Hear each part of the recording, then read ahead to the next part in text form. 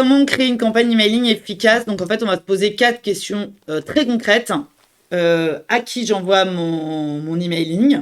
Est-ce que j'envoie à toute ma base de données, à une partie? Comment je la segmente? Quoi? Qu'est-ce que je leur raconte? Comment? Quel logiciel je vais utiliser pour envoyer mes emails? Et quand? Quel jour? Quelle heure? Souvent une question qui nous est beaucoup posée. Ouais. On va vous donner des trucs très précis là-dessus et aussi très... Alors, ça va être encore une réponse de Normand. Exactement. Alors, à qui j'écris? Donc, déjà, pour envoyer des emails, il faut se constituer... Je recommence, Vas-y. j'ai bugué. Il faut se constituer une base de coordonnées de clients et de prospects. Et cette base, il faut qu'elle soit de bonne qualité. Donc, d'ailleurs, plus votre base est qualifiée, meilleurs sont bien sûr vos taux d'engagement derrière. Alors parfois on se dit bah ouais mais moi je veux me lancer, je suis à fond, je veux communiquer à plein de gens mais je n'ai pas cette base d'email. Alors il fut un temps où on achetait, où on louait des bases email. Peut-être ça existe encore. Je pense que ça existe Je encore, doute mais de leur qualité. c'est ça. D'ailleurs, parfois, vous recevez-vous des emails de boîtes que vous ne connaissez ni d'Ève ni d'Adam, et c'est parce qu'elles ont acheté votre email qui se retrouvait dans une base à un autre partenaire. Généralement, c'est pas très bien reçu, quoi. Donc, dans ce cas-là, quand on part de zéro, il va falloir se créer, se développer une base de contacts. Donc, il y a plusieurs façons de le faire. Et si vous avez un site internet, ça peut être le premier point de départ pour la création de votre liste de contacts. Parce que les gens qui sont sur votre site, ils sont déjà un petit peu intéressés par votre activité, par votre marque, vos produits. Donc, c'est déjà un premier niveau de qualification de ces contacts-là. Donc, on va se lancer dans une campagne d'acquisition. Alors, il y a différentes façons de le faire. C'est un échange, en fait, parce qu'un email, ça a de la valeur. Donc, vous pouvez échanger un email contre un bon de réduction, par exemple. Ouais. C'est beaucoup fait dans l'e-commerce. Vous allez avoir 10%, les frais de port gratuits, etc. en échange de votre adresse email. Donc, ça montre bien que votre mail, il a de la valeur. Vous pouvez offrir des contenus premium, c'est-à-dire en vous abonnant à une newsletter, vous allez être invité à des événements dédiés à notre communauté, où vous allez recevoir le fameux truc de l'inbound marketing, je télécharge un livre blanc en échange de mon adresse email. Donc après, il faut vraiment apporter des contenus à forte valeur ajoutée, parce que, encore une fois, donner votre email, c'est une vraie transaction, donc il faut que vous ayez de la valeur en face. Moi, ça m'est déjà arrivé. Je remplis le formulaire, je donne mon mail, je donne des infos sur moi, et puis derrière, je reçois un truc. J'aurais pu le trouver partout sur Internet, très peu détaillé, et là, l'image de la marque, elle est un peu détériorée parce que vous êtes un peu agacé finalement. Vous pouvez organiser un jeu concours. Alors, quand même, attention, tu m'en parlais cette semaine, en disant, il y a des gens qui sont spécialistes des jeux concours, qui vont aller se mettre dans plein de bases pour essayer de gagner des trucs. Donc, je ne baserai pas ma stratégie 100% là-dessus. Mais ça peut fonctionner. Dans ce cas-là, il faut que ce que vous offrez soit en lien avec ce que vous vendez. C'est-à-dire, nous, j'allais dire un exemple, ça ne marche pas pour l'agence, mais si vous vendez des chaussettes, ne faites pas gagner des iPhones, quoi. Les gens vont être intéressés par le gain et pas par votre marque, donc vous n'allez pas avoir une base qualifiée, quoi.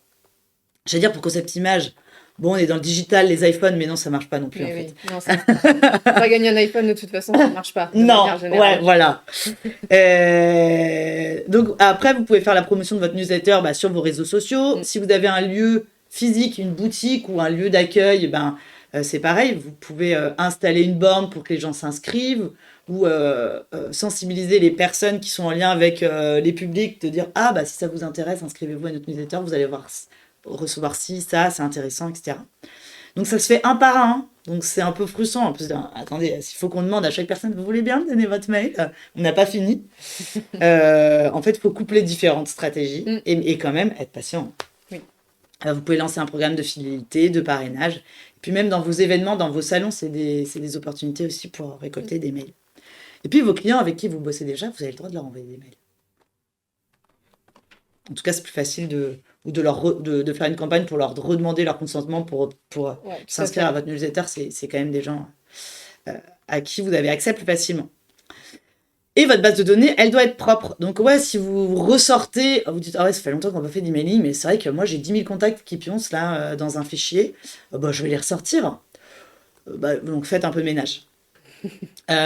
L'objectif, c'est de toucher de manière qualitative et pas juste quantitative.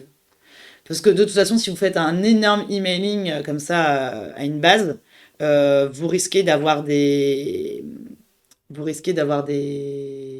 désabonnements, des stats qui sont pas super. Ça va vous coûter cher. Et puis, pas sûr que ça vous donne plus de résultats que d'envoyer à une base beaucoup plus restreinte et beaucoup plus qualifiée.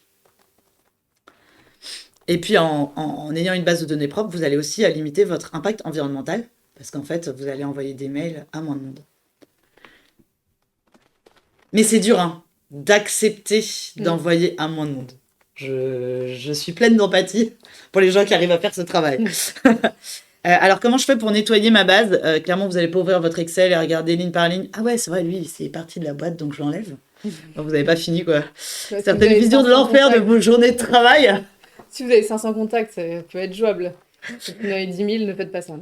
Donc ça consiste en quoi? Un nettoyage de base mail, de base d'email. C'est supprimer les doublons, supprimer les vieux contacts, pas les gens vieux. Hein. Donc ceux que vous connaissez plus, qui sont plus dans les boîtes, il y a du turnover, voilà, ça sert à rien d'envoyer des mails à ces gens-là. Supprimer les contacts qui sont inutiles. Donc si vous aviez dans votre base tous les gens avec qui vous correspondez et qu'en fait il y a vos fournisseurs, ils vont rien vous acheter dans votre ça sert à rien d'envoyer des mails.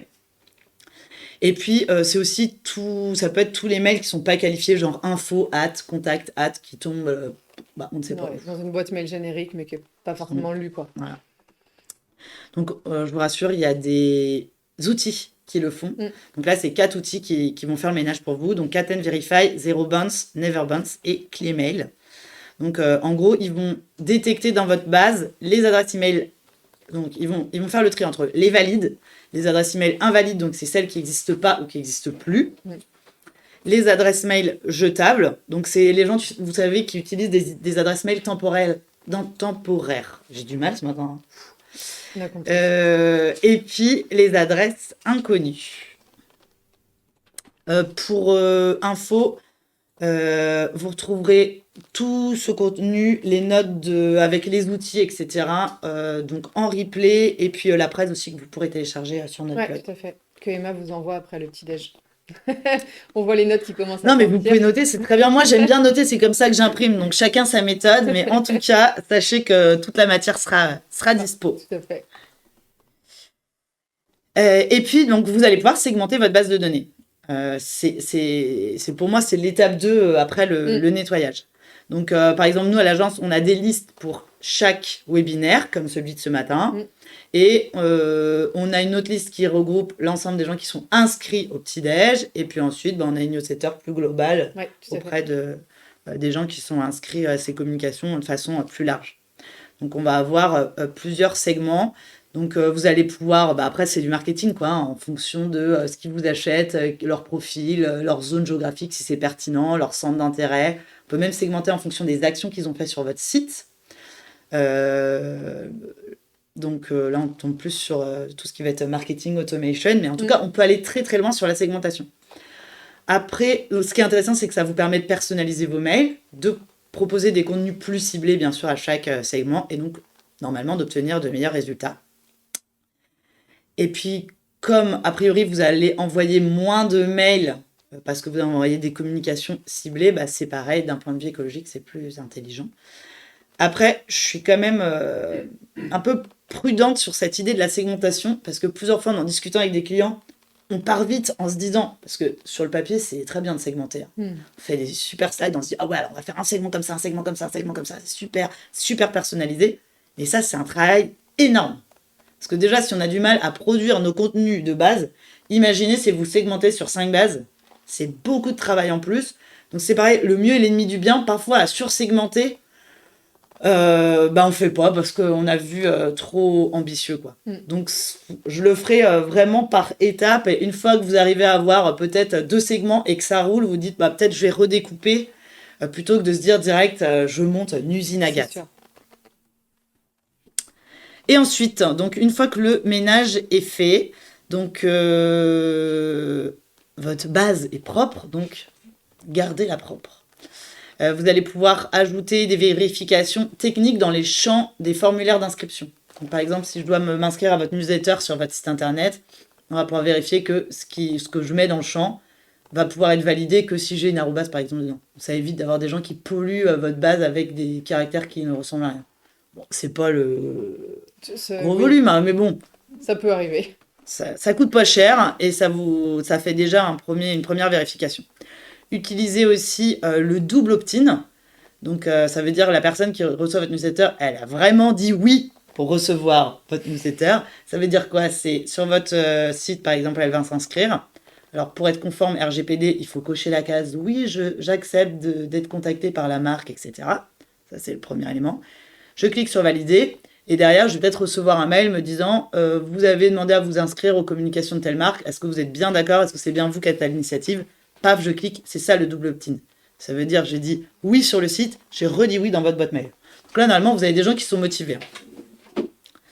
Ensuite, vous allez pouvoir identifier ce qu'on appelle les soft bounce et les hard bounce. Donc, c'est les erreurs sur les mails. Ouais, c'est ça. Au moment où vous envoyez votre newsletter, vous avez votre outil qui va vous faire un retour sur justement les adresses email plutôt qui n'aboutissent pas en fait.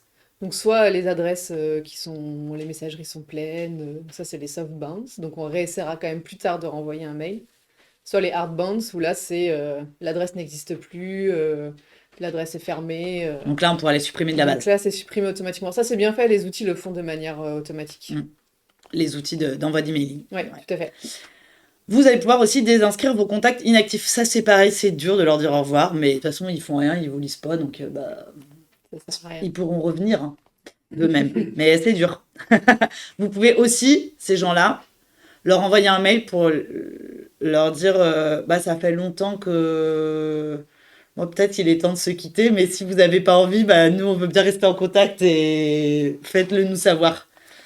Et comme ça, vous allez pouvoir éventuellement repêcher quelques contacts et puis dire au revoir aux autres. Ça se fait un petit peu, on le voit pas beaucoup, mais ça se fait un petit peu souvent quand on a 6 mois d'inactivité sur un site ou 6 mois d'inactivité sur une newsletter, on reçoit un email qui nous dit est-ce que vous êtes encore là? Est-ce que ça vous intéresse?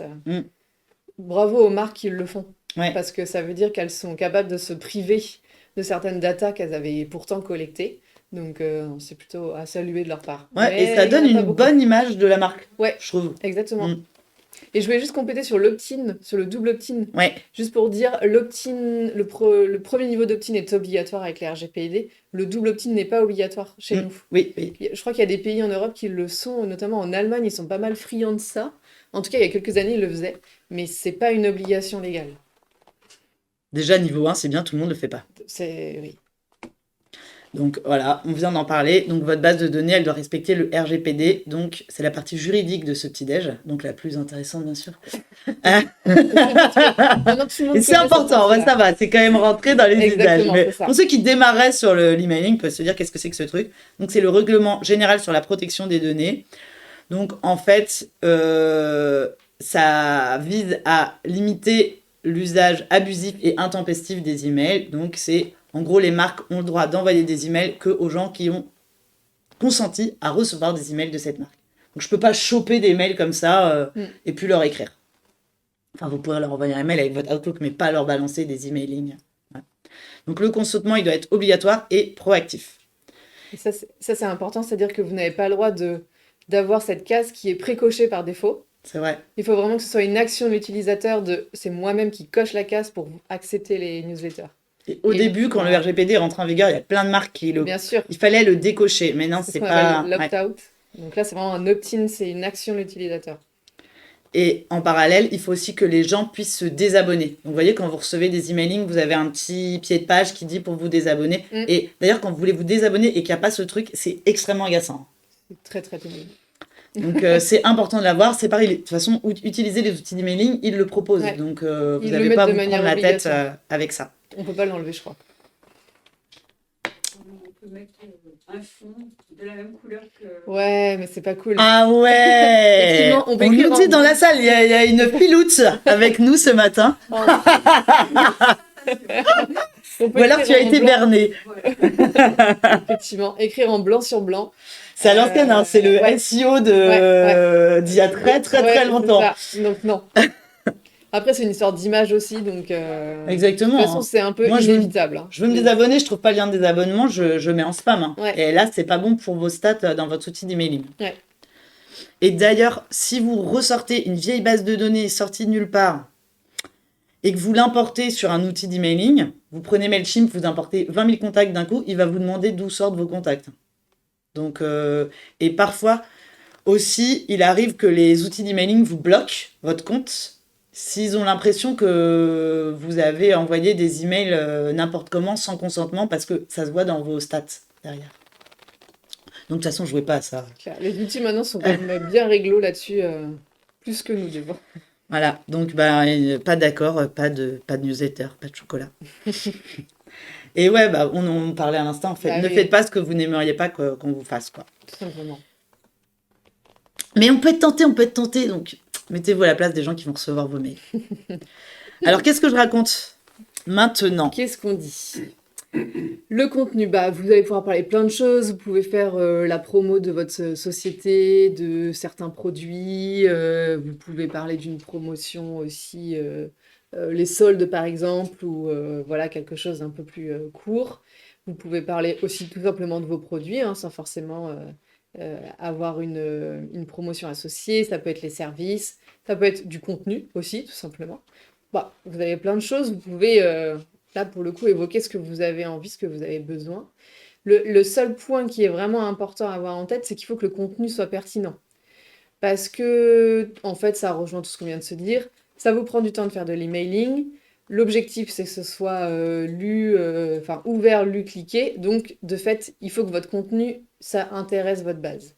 Si jamais ça les intéresse pas, forcément, vous allez taper un peu à côté et vos stats vont être mauvaises. Donc, l'idée, c'est aussi de regarder si vous avez des moyens d'améliorer en termes de fréquence d'envoi, en termes d'heures d'envoi, etc. Ça peut aussi être lié par rapport à votre contenu plus ou moins pertinent. Et puis, faut toujours avoir en tête, c'est ça, l'engagement en fond. On va vous En fait, montrer on en des revient à exemples. toute la réflexion d'ailleurs qu'on a abordé dans d'autres petits déj. Je fais la pub pour d'autres petits déj. Non, mais sur tout ce qui est stratégie de marketing de contenu, rédiger du contenu qui intéresse mes cibles. En fait, c'est toujours ça le cœur. C'est d'abord qu'est-ce que je peux apporter comme contenu qui va avoir de la valeur pour mes cibles. Vaste question. C'est ça qui est intéressant aussi. On va regarder peut-être quelques exemples. Ouais, exactement. Là, on vous montre l'exemple notamment de Petit Bateau. Donc Petit Bateau, tout le monde connaît, hein, c'est des vêtements pour enfants et adultes d'ailleurs, qui existent depuis de nombreuses années, donc qui est quand même pas mal implanté dans la tête des Français. Et eux, là, par exemple, l'exemple qu'on vous présente, ils sont pas dans la promotion et dans la présentation de leurs produits. Ils ont sûrement... Ils ont ça, hein. Tu reçois quand même des photos de marinières assez fréquemment si tu es inscrit dans leur base. Qui n'a pas son petit serré Petit Bateau. Donc voilà, mais en tout cas, là, sur ce choix-là d'emailing, ils sont vraiment plutôt sur... là, ils mettent en avant la qualité, la durabilité de leurs produits, donc sur la fabrication. Voilà, il y a quatre exemples un peu clés, puis bon, ils mettent ça dans une jolie forme, avec une petite typo sympa... des petites illustrations, etc. C'est sûr, c'est travaillé. Mais sur le fond, c'est intéressant. C'est qu'ils vont, en fait, pour montrer la qualité de leur produit, le fait que ça dure dans le temps, une fringue Petit Bateau, là, dans cet email, ils vont aller sur comment faire vivre ma marinière, en gros, quoi. Donc, elle est tachée, elle est abîmée, ne l'achetez pas. En fait, on vous donne des conseils pour lui donner une autre vie. Quoi. Exactement. Et donc là, on voit d'ailleurs, il y a des petits... Il y a des petits tutos, on voit les petits pictos YouTube, donc on a même accès à des tutos, donc c'est du contenu qui peut avoir de la valeur ajoutée. Exactement. Même si toi tu m'as dit, quand j'ai eu une galère sur une fringue... Je vais voir ma maman ou ma belle-maman. Du coup, on se demandait à partir de quel moment ce seront nous qui deviendrons les mamans qui géreront les affaires de Et on nos ira voir enfants. ces tutos sur YouTube pour nous aider à se débrouiller. Ça, tout à fait. Mais j'ai compris que quelqu'un pouvait le faire en tout cas, et que c'était possible. Donc voilà, du coup, ça donne un exemple. Et au final, en plus, c'est malin parce que dans les illustrations qu'ils ont utilisées, on reconnaît le ciré iconique, comme ils Mhm. l'appellent. On reconnaît la marinière. Alors là, il y a un petit dessin, parce que ça doit être une tâche. Excès de gourmandise, comme ils disent. Donc en plus, on repère leurs produits sans qu'ils en aient parlé directement. Et là, un autre exemple, c'est En Garde. C'est toi, Elisabeth, qui proposait cet exemple-là. Donc, Ouais. c'est des espadrilles qui font des chaussons aussi. J'ai retenu la partie chaussons, mais ils font des espadrilles classiques. Exactement. On vous raconte notre vie, c'est terrible. On a dérivé pendant qu'on a préparé le petit-déj. Et là, ce qui est intéressant, c'est que, donc pareil, ils sont pas du tout dans la présentation de leurs produits. Et ils ont ces mails-là aussi. Bien mais- sûr, en complément. Et ici, en fait, ils sont plutôt pour avoir des retours sur leurs produits. Donc, c'est-à-dire que peut-être tu avais acheté toi-même des espadrilles En Voilà. Garde, tu as reçu cet emailing quelques temps plus tard, et dans lequel, en fait, on te propose de répondre à un questionnaire pour témoigner de est-ce que c'est de la bonne qualité, est-ce que tu as quelque chose à améliorer, est-ce Ouais. que ce qui t'a plu, à la fois sur le produit, mais peut-être à la fois aussi sur l'envoi, le process, toute la Exactement. Et communication. même, alors, juste pour préciser, c'était pas un questionnaire pour recueillir mon avis, genre Trustpilot ou une note sur le site. Hein. C'était vraiment pour savoir ce que j'avais pensé du produit.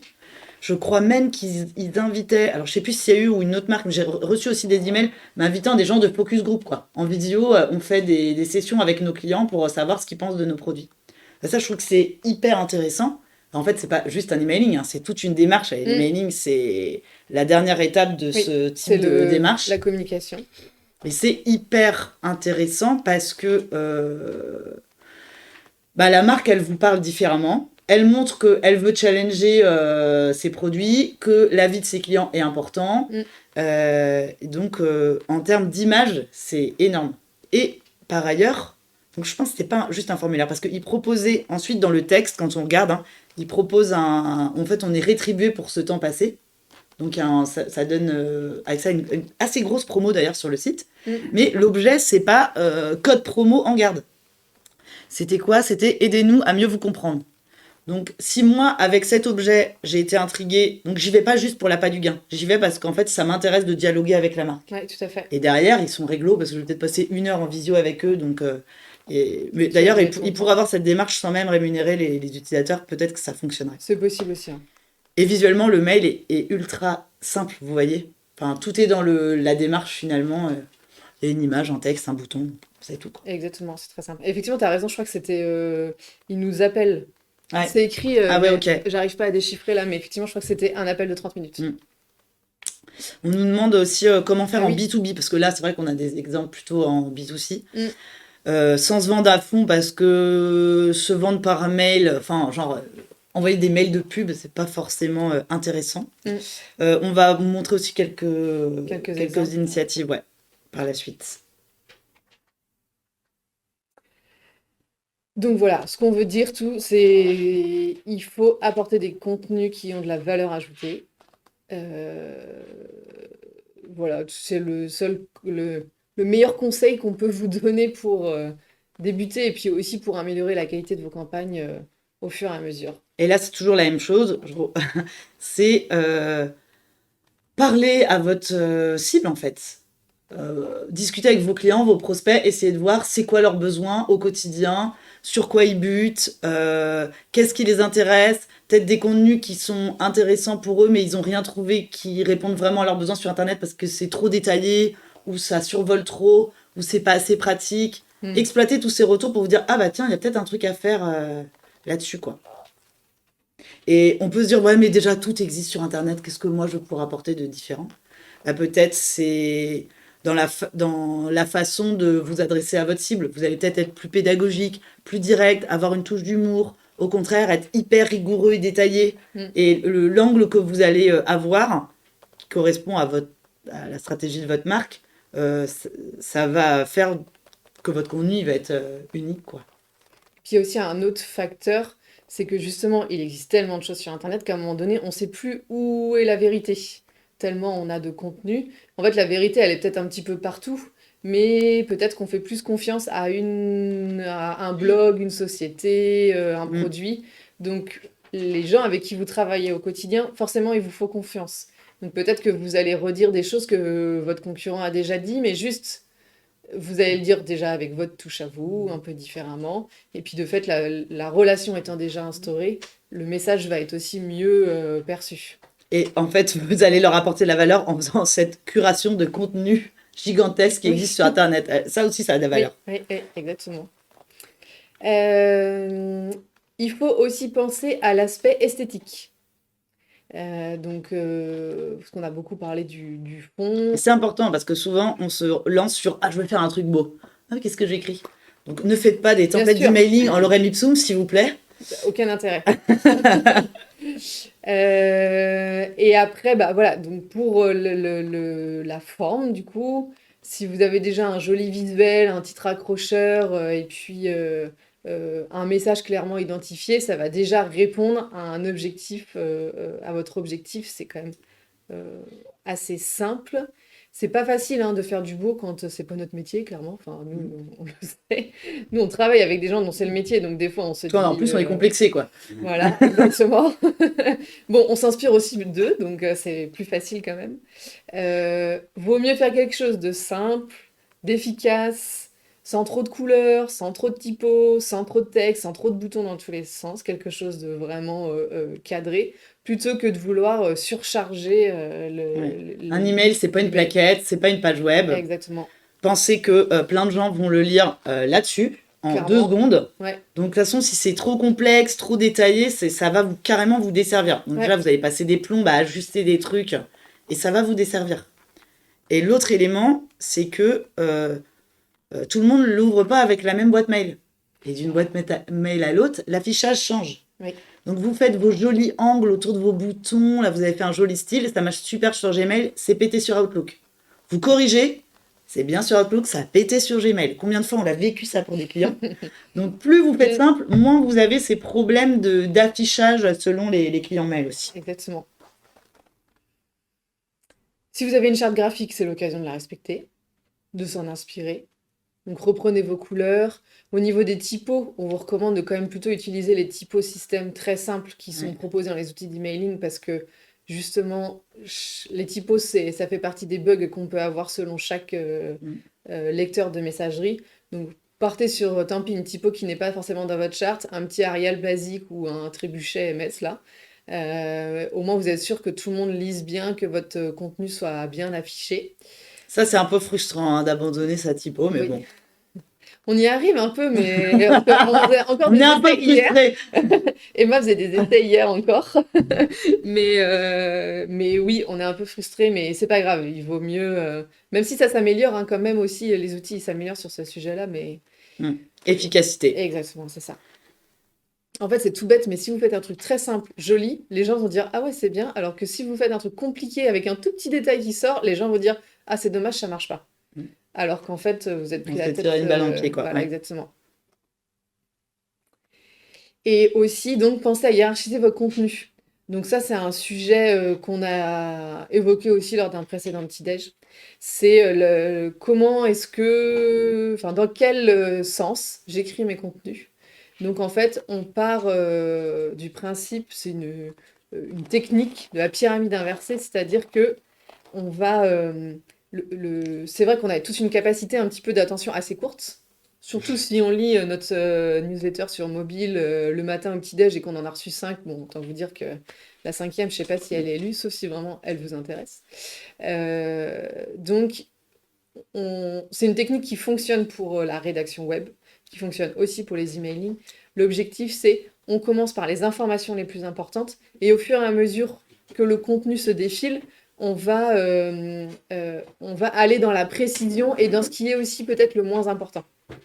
Donc, si vous avez un gros message clé, bah, mettez-le en premier. Et parfois, parce qu'on a beaucoup, c'est très français, on a beaucoup appris à l'école. Alors d'abord, on prend Une intro. une intro, après on va détailler le sujet, puis la conclusion. Non, non, non, mais les gens, ils vont pas aller jusqu'à votre conclusion. Enfin, pas tous.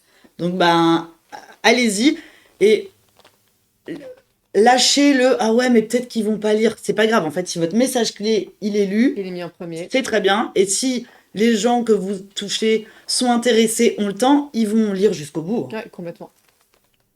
Ouais, pas mal de trucs à lâcher. Hein. D'ailleurs, quand on écrivait nos copies de rédac de français, est-ce que vraiment tout le monde allait jusqu'à la conclusion dans ceux qui nous en lisaient? Ouais, c'est On vrai. n'est pas sûr. Ils nous ont Petit jamais dit, message, les profs. s'il y a des profs sur ce webinaire. Hein, parce que On quand veut la vous- vérité. Quand vous avez 30 copies à lire, on est d'accord, c'est que comme nos 10 newsletters au petit-déj le matin, je suis pas sûre que vous lisez tout. Hein. Et puis, pensez aussi du coup au bouton d'appel à l'action.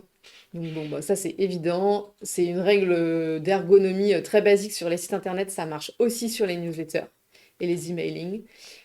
Prévoyez des bons gros boutons efficaces. Il ne faut pas en mettre trop non plus, parce que vous ne pouvez pas non plus demander trop d'actions à un utilisateur. Mais vous pouvez en faire comme dans l'exemple d'Engarde, là, il n'y en avait qu'un. Mm. Ça fonctionne très bien. Il en faut un minimum un quand même, parce que l'objectif, c'est qu'on soit cliqué. Et puis, vous pouvez voilà, en compléter, et l'utilisateur cliquera après sur ce qu'il veut, mais il faut qu'il soit bien identifié, il faut qu'il soit clair, pas un petit lien dans un texte, vraiment un bon bouton. Ouais. N'ayez pas peur, on peut se dire c'est un peu too much. Ah non, c'est pas grave, hein. Allez-y. Hein. C'est ça, exactement. Et puis, vous pouvez aussi répéter, hein. Vous pouvez mettre, par exemple, si vous avez un message principal, le mettre en haut et puis le répéter une deuxième fois en bas, c'est aussi possible. Mm. Là, on rejoint des techniques d'ergonomie de construction de site, en fait, un peu plus classiques, quoi. Pensez à l'objet de votre emailing. Parce que, Souvent le truc qu'on galère et on le fait à la voilà, fin. exactement. Bah, si Non, vous mais le faites c'est à la assez fin, c'est logique. pas grave, Non, mais ça- en tout cas, non faut mais le genre faire. 5 minutes avant de l'envoyer normalement quoi. En fait, il fallait faire quoi? Parce que bah, tout simplement, c'est ça que vous voyez en fait hein, dans votre boîte mail quand vous l'ouvrez. On se dit maximum 50 caractères. Donc ça, pareil, ça dépend de chaque lecteur de messagerie. Il y en a qui en affichent plus ou moins. Puis selon l'affichage que vous-même vous décidez de votre messagerie, Mm. vous voyez plus ou moins l'objet. Donc il y a une règle qui dit que c'est autour de 50 caractères, donc c'est déjà pas mal. Euh, et puis, ce qui est important, c'est que en fait, votre objet, bah, il décrit en fait de quoi vous allez parler dans la newsletter, tout simplement. C'est votre titre en fait, c'est votre résumé slash titre. Et puis, ça peut être pas mal de mettre le nom de l'expéditeur si jamais vous l'avez, enfin la personne à qui vous Non, du adressez. destinataire. Oui, du Ouais. destinataire. Genre Julie, ce mail va vous intéresser. 26% de chances de plus que tu ouvres. Eh oui, incroyable. Parce que souvent, dans votre outil, vous allez avoir l'adresse email, mais si votre base est bien qualifiée, vous avez aussi le nom, le prénom de la personne. Donc, si vraiment votre base est bien qualifiée, hein, parce que si elle l'est pas, ne l'utilisez pas. Dans ces cas-là, effectivement, vous pouvez insérer Une automatiquement variable. une variable et ça met le prénom de la personne. Donc, effectivement, il y a une stat qui dit plus de 26% d'ouverture grâce à ça. Donc, why not? À tester si vous l'avez. Et puis, vous avez le droit aussi de mettre des petits emojis, des petits émoticônes. Si c'est cohérent avec votre stratégie éditoriale quoi. Oui, N'en mettez pas parce que il paraît que ça performe mieux. Si ça ne va pas du tout avec votre image de marque, ça ne laissez sert à tomber. rien. On a un exemple là d'objet d'emailing qui nous a bien fait rire. Euh, c'est pendant le Black Friday. Donc, Vous alors, recevez combien de mails c'est la clair. veille du Black Friday? Énormément. Voilà, avec le White Friday maintenant. Et maintenant, le Black Friday il dure 2 semaines en France. Moi, ça c'est la n'importe folie. quoi. Bon, en tout cas, là, c'est un exemple, je crois que c'était l'année dernière, Ouais. Typeform. Donc, on le voit là au milieu.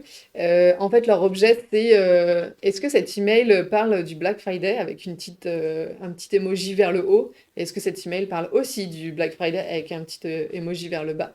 Donc, en fait, c'est génial. Ils ont déjà fait le pari d'envoyer un emailing un jour où il y a déjà beaucoup d'envois parce que c'est dans les calendriers. Et en plus, ils twistent ça en faisant une blague justement en disant probablement qu'aujourd'hui vous n'avez reçu que des emailings sur le Et Black franchement, il y en a Friday. qu'un seul que j'ai envie d'ouvrir, c'est le leur. Hein. Exactement, c'est ça. Donc ça marche bien. Ça peut être un pari aussi de faire ça. Bon là, c'est bien, dans l'exemple, ça tombe bien. Peut-être que nous, si on l'avait reçu, ça ne serait pas tombé comme ça, mais en tout cas, c'est quand même pas mal.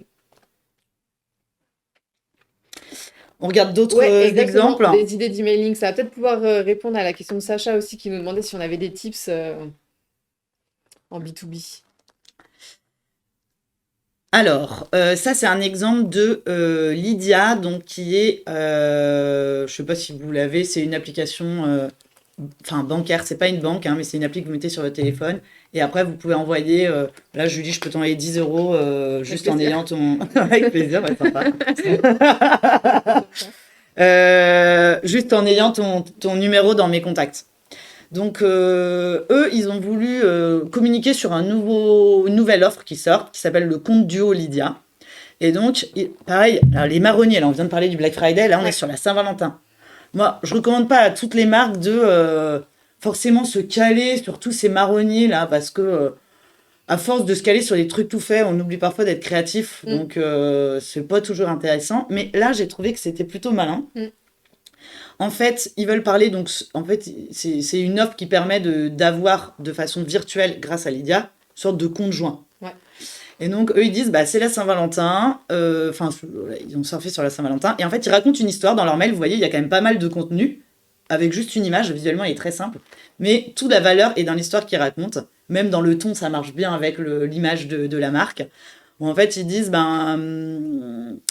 c'est la Saint-Valentin, vous êtes en couple, vous en avez marre de faire des comptes. C'est moi qui ai acheté le pain hier, et puis c'est toi qui as payé le resto. C'est trop galère. Mais vous n'en êtes pas à ce moment-là de votre relation. Vous dites, chérie, on va ouvrir un compte joint. Donc si c'est un peu bizarre, mais qu'en même temps c'est galère de gérer vos comptes, bah ouvrez ce compte Lydia Duo. Et puis bonne chance à votre couple. Donc en fait, ils ont raconté une histoire pour mettre en avant leurs produits plutôt que de dire nouveauté chez Lydia, le compte Duo Lydia avec une liste de fonctionnalités qui est juste super ennuyeux, quoi.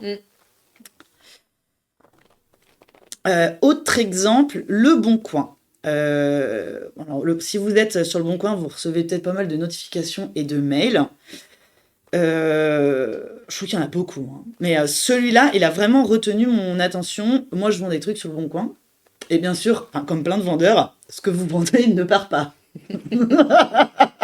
Vous avez des annonces qui sont là depuis, ça vous les remettez en ligne, ça ne part jamais. Vous baissez le prix, ça part pas. Bah, ça n'intéresse personne.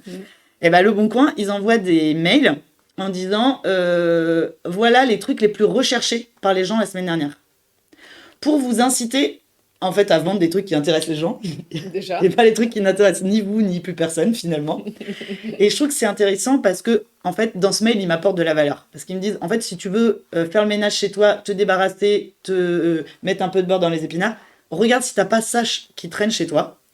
Et ils m'aident finalement à vendre sur Le Bon Coin. Oui. Donc ça a de la valeur pour moi en tant que vendeur. Et ça a de la valeur pour moi même en tant qu'acheteur, hein, parce que eux, comme c'est une marketplace, ils ont vraiment 2 sites différents.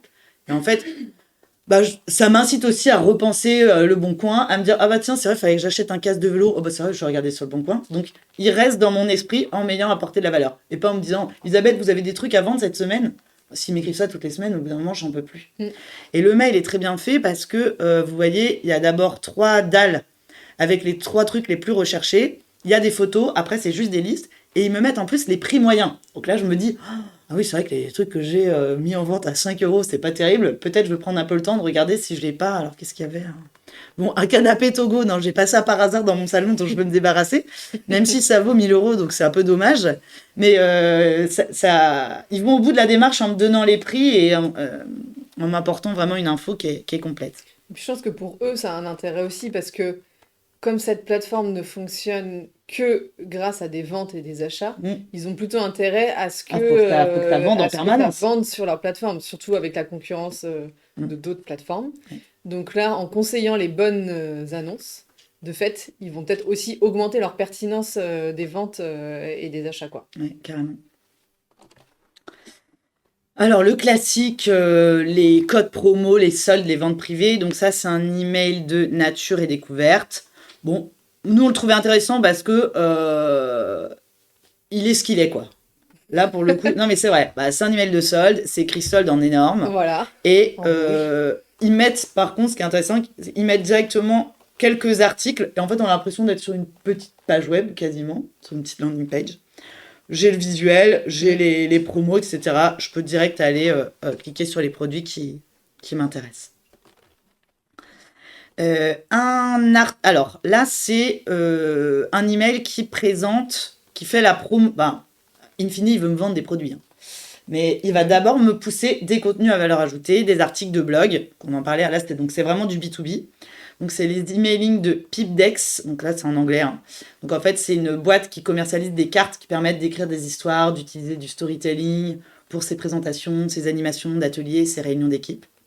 C'est trop bien, entre parenthèses. Et pourquoi c'est intéressant? C'est parce que déjà l'objet il est accrocheur. How to make a boring presentation interesting. Moi, je suis allée les voir parce qu'en fait, je travaille sur des présentations, je veux raconter des histoires et j'en peux plus des présentations chiantes, ennuyeuses. C'est vraiment, ça répond à mon besoin, c'est cash, donc c'est accrocheur. C'est précis, là, il parle que des présentations, alors que sa solution, elle peut répondre à plein d'usages et pas juste faire des présentations plus sympas. Mais en fait, moi, j'en ai reçu plusieurs des emails d'eux et à chaque fois, ils attaquent sur un angle et un cas d'usage.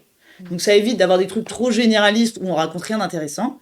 Et puis, peut-être, moi, ce qui m'intéresse, c'est les présentations. Les ateliers, ça m'intéressait peut-être pas trop. Bon, j'ai pas trop lu le mail, mais par contre, quand il va me parler des présentations, là, c'est ma problématique du moment. Donc, il m'a vraiment accroché là-dessus. Donc, je m'identifie. Et après, dans l'email, il raconte l'histoire de quelqu'un, c'est Tom, qui doit faire une présentation, qui galère parce qu'en fait il n'est pas satisfait, et bah c'est aussi mon histoire à moi. Et puis bah c'est pareil, c'est assez marrant dans l'éditorial, donc il y a un petit affect qui se crée avec la marque. Il y a un petit teasing en fin d'email qui donne vraiment envie d'en savoir plus. Et puis là ils me disent, imaginez si vous aviez une grosse stat comme ça dans votre presse, là ça ferait, ça claquerait, ça donnerait de l'impact, mais vous n'avez pas envie de la trouver ce super slide là comme Tom et d'avoir enfin votre présentation qui va fonctionner. Là. Ça me parle. Derrière, bien sûr, il me renvoie vers des articles de blog, il me renvoie vers son jeu de cartes qu'il veut me vendre.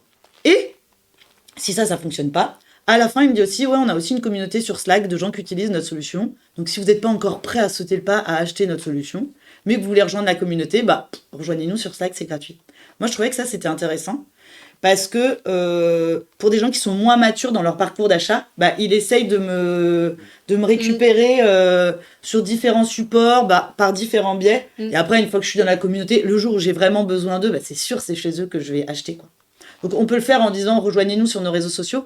Après, là, sur Slack, c'est encore, on a l'impression d'arriver sur quelque chose d'encore. Ouais, exactement. Enfin, même s'il y a peut-être 10 000 personnes sur le Slack. Mais... une communauté. Ça, voilà, exactement.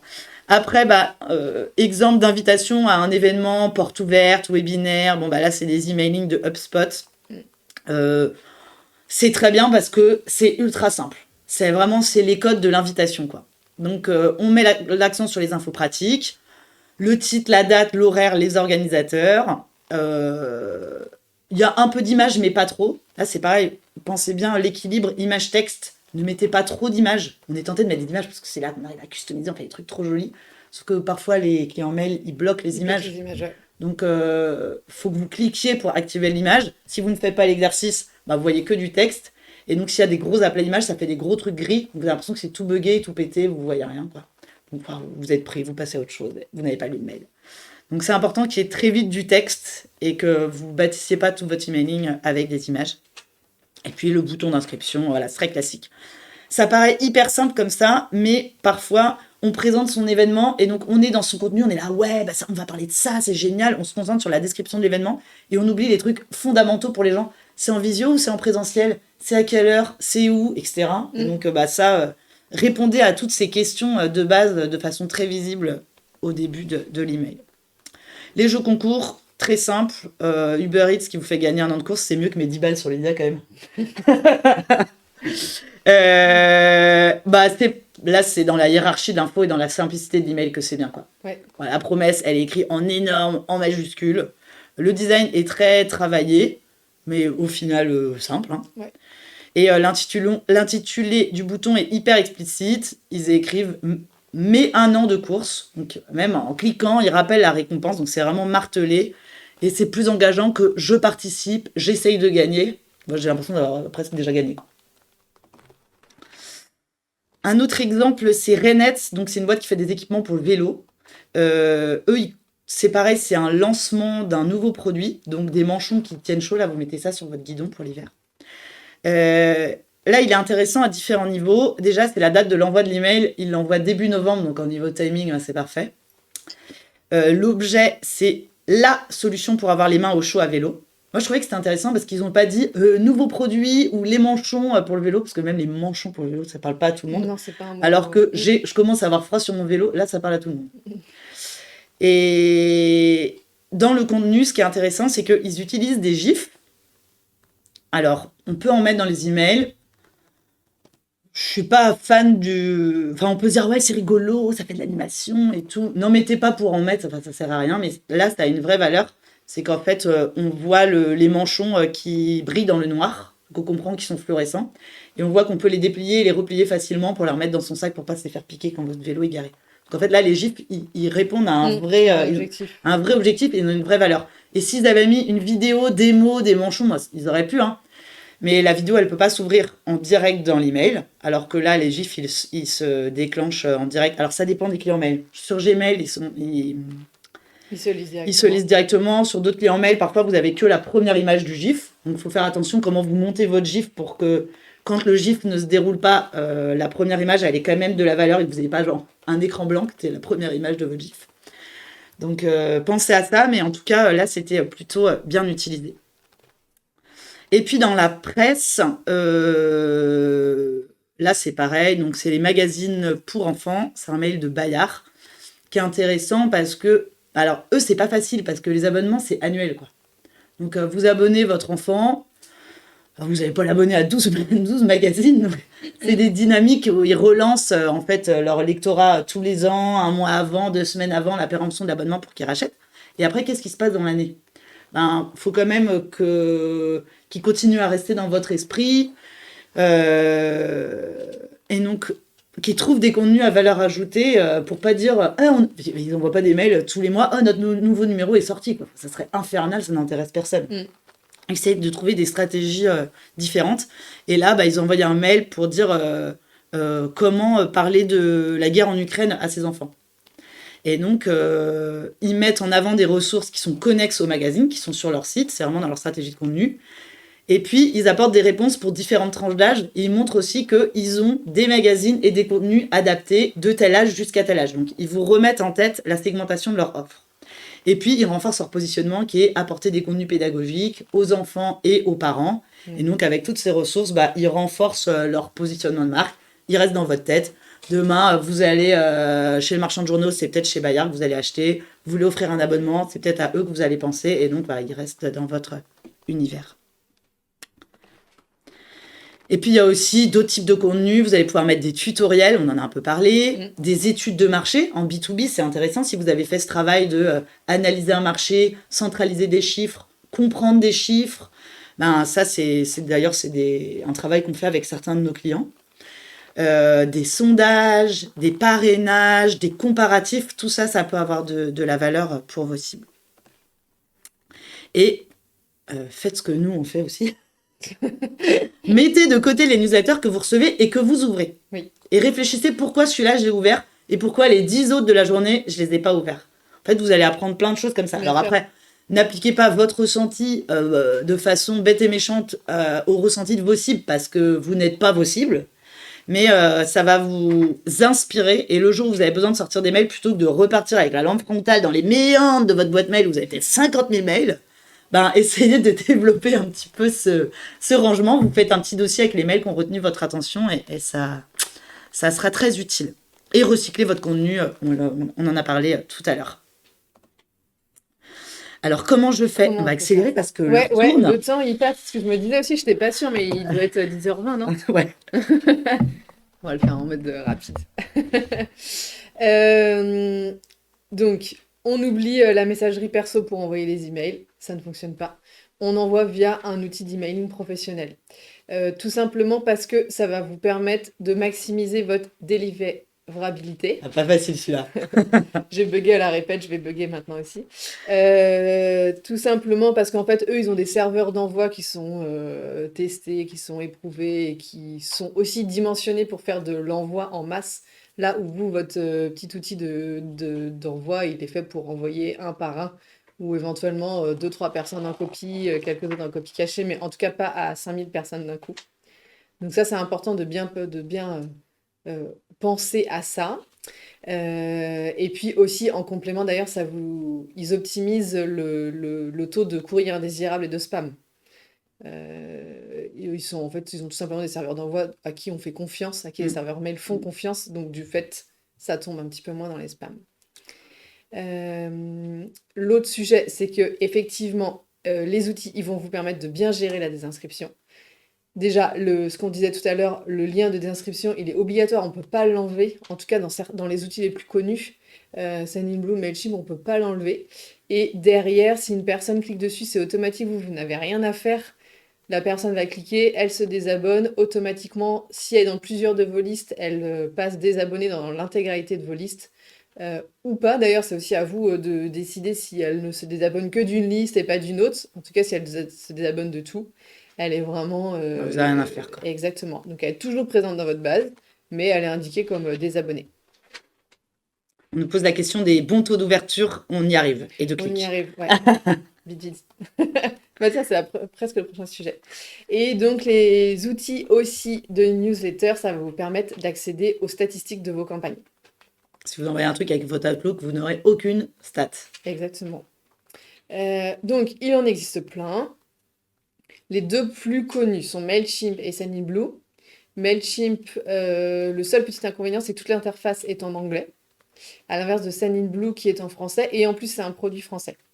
Donc, je ne vais pas rentrer dans le détail des autres. En tout cas, On n'a aucun partenariat officiel. Non, Voilà. c'est ça. Nous, ce qu'on recommande, c'est Sendinblue, parce que c'est l'outil avec lequel on travaille et avec lequel on est très à l'aise. Et en plus, ils ont un support qui répond très facilement. Et ça, c'est plutôt agréable. Et en français, donc c'est encore plus agréable quand des fois il y a des mots un peu techniques qu'on n'est pas déjà en français qu'on comprend pas, alors encore moins en anglais. On vous met un petit ok. J'ai Emma qui me dit non. Pas le temps. Pas le temps. Vous voulez savoir quel outil vous utilisez, mais si vous pouvez nous le dire dans le chat, ça Voilà, nous intéresse. Exactement. Très bien. Donc la slide est sautée. Donc, comment est-ce que vous vous y retrouvez dans ce florilège d'outils? Parce qu'effectivement, ils proposent tous des choses un petit peu différentes. Ils ont tous des bibliothèques de modèles existants. Ils ont des choses aussi plus ou moins avancées en termes de marketing automation, en termes d'envoi de SMS. Voilà, ils ont des fonctionnalités un peu complémentaires comme ça. Et les paliers gratuits payants sont pas les mêmes. Exactement, c'est ça. Donc, ça peut être bien de comparer peut-être deux outils parmi les plus connus pour voir aussi quels sont vos besoins. Est-ce qu'à un moment donné, vous avez envie d'aller plus loin que juste de l'emailing? Qu'est-ce qu'ils proposent de plus? Et puis en termes de tarification aussi, même si ça reste quand même assez proche. Voilà. Et en tout cas, si vous utilisez les outils de base, nous vraiment ce qu'on recommande, c'est Sendinblue, qui fonctionne vraiment très bien. On a zéro souci avec eux. Qualité, prix, ça fonctionne aussi. Ce que je vous disais, c'est que le support est dispo. Et ça, c'est quand même très pratique. Voilà. Et donc, quand est-ce qu'on envoie ça? Alors, plein de chiffres très précis, mais à prendre avec des pincettes. C'est ça. Donc on se pose toujours la question à quel jour on envoie, comme si peut-être c'était vital, la performance de votre campagne en dépend. Ben, ça peut jouer. Hein. Oui. Alors, le meilleur jour pour envoyer un email, en général, c'est mardi et jeudi. Bon, il y a eu plein d'études qui ont regardé énormément de stats. Il y a des pics d'ouverture le matin entre 10h et 11h, à la pause déj, midi 14h et le soir 18h. Bon, c'est rassurant, entre les deux, les gens bossent. Les jours qu'on vous déconseille, donc lundi, vendredi. Le lundi, les gens commencent leur semaine, ils sont en plein de réunions. Le vendredi, ils sont en train de tout boucler, donc ils ont autre chose à faire que de lire votre mail. Globalement, c'est ça. Et le week-end aussi, bien sûr. Et le week-end, en B2B en tout cas. Oui. Le Bon Coin, le dimanche, ça peut marcher. Oui. Donc, et puis le taux d'ouverture et de clic vont varier d'un secteur à l'autre. Donc là, vous avez quelques chiffres pour différents secteurs d'activité. Après, quand Julie disait ouais, c'est des réponses de Normand, c'est regardez ce qui marche, vous, avec votre communauté aussi, quoi. Prenez pas ça au pied de la lettre. Donc, ce qui est important, bien sûr, c'est de s'adapter à votre cible.